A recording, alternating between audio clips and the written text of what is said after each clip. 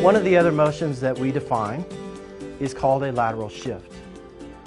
Now, you're not going to read this anywhere in the literature. This is a movement or a definition that we use to define this particular motion. Now, how do we assess this? Again, going through that part. In the squatting motion, prior to initiation of the squat, there is a plumb line dropped from the cervical spine all the way down to the sacrum. That plumb line, as someone squats, as long as they don't move their feet. Now, if they move their feet, that throws things off. But as long as they don't move their feet, their hips should stay relatively the same amount of distance from that plumb line. When they shift their weight over to one side, that is what we define as a lateral shift.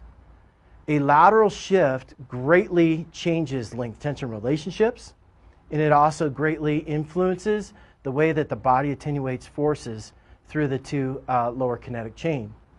Now, looking at this particular athlete, I'm looking at her from the posterior view.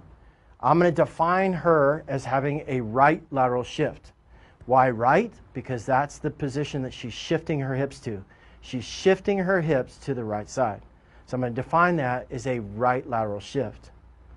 Now, that being said, there was a paper that was published in the December issue 2013 where they started to define what they call a lateral displacement of the pelvis during a squatting motion. This is what we've called for the last 8 years a lateral shift. But that lateral displacement of the pelvis during a squatting motion is a lateral shift.